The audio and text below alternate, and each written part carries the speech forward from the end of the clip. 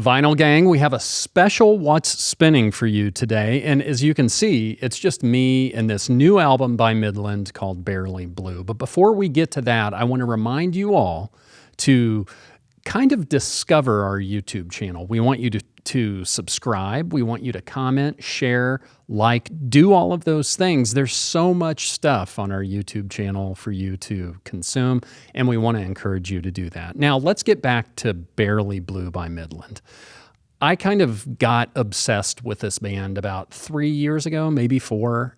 There was a song called Drinkin' Problem that I heard on Sirius XM, and I was like, how have I not heard this band before? And I still kind of wonder why more people don't know about them, but that's neither here nor there. They kind of have a neo-traditional country sound, something like late 70s, early 80s, maybe early George Strait mixed with some urban cowboy kind of sound.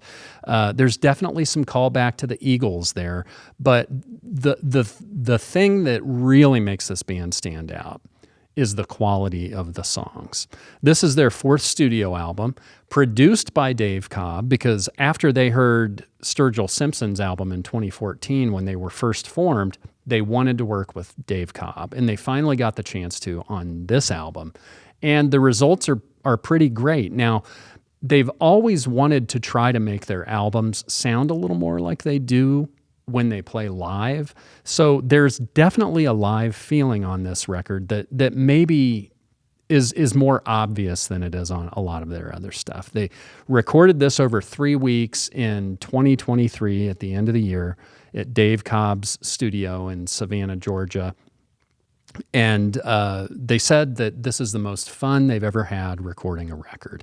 Let's get into the songs, because I think that's really where the meat and potatoes of this is. The first song on Barely Blue is Lucky Sometimes. It's just guitar. It's 3 guitars and voices, no drums, nothing else, and well, harmonica too. And it's a nice basic way to start the album out. The second song is Barely Blue, and to me, there's a reason it's the title song. It's because it's just fantastic. The harmonies, everything about this song is fantastic. I got to see them perform this live the night before the album came out in Cincinnati, actually, and it absolutely was a highlight. The third song is Better Than a Memory, and the best way I can describe this one is it really calls back to everything that we all love about the Eagles. The kind of sad, ballady song, beautiful harmonies. It's fantastic. Old Fashioned Feeling was actually the first song released for this record, and I think that was a good intro to the rest of the songs on it, because it is love, loss, heartbreak, that kind of thing. I mean, I know it's kind of a country music trope, but there's nobody, I think, out there right now that does that type of thing better than Midland. Vegas is a standout song because it's actually the first song that the band's put on one of their studio albums that none of them wrote. There were outside writers that wrote Vegas, and they really deconstructed that song and made it sound like something that they wrote themselves.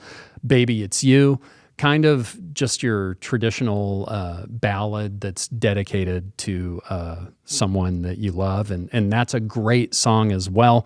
Halfway to Heaven is another standout. It's a Jess Carson song, and to me, the first time I heard it, I can hear Elvis singing that song in the mid-'70s. It's just a fantastic, multi-layered country music song. And Lone Star State of Mind is about moving away from your hometown, kind of leaving your lover behind to chase your dreams. And it's also a very, very good song. I actually saw them perform that on Jimmy Kimmel a couple nights before Barely Blue came out. Now, I got a gold version of this and a red version, and they didn't actually come out until about a month after the actual release date. But I wanted to show you just a little of what both of these versions of this record look like. You've got the red here with the black smoke in it. Really cool, really great. And let's grab the other one. The other one is gold, which matches really well with the artwork on here. Funny enough, the album's called Barely Blue. I don't think there's a blue variant available, but this kind of has a gold with a black swirl in it. And, you know, I find that as people get older, they kind of lean on the music that they've always listened to, and their feelers are not out there as much for new music. But I'm really glad I discovered this band, because it's kind of opened my eyes to a lot of other country music that otherwise I wouldn't really actively listen to. Now, I've always been a fan of Chris Stapleton, always been a fan of Sturgill Simpson, just because they stood out so much in the huge wave of country music. But Midland's Barely Blue is an album that took me a little while to warm up to, but I'm sure glad that I've had the opportunity to, and I'm glad that I've taken the opportunity to share my thoughts with you. So don't forget to go to our YouTube channel, check out everything you can see there. Don't forget to communicate with us, like, subscribe, do all of those things, and comment to us about more things that you'd like to see here on the Vinyl Ventures YouTube channel. For Vinyl Ventures, I'm Jay, and we'll see you all the next time around.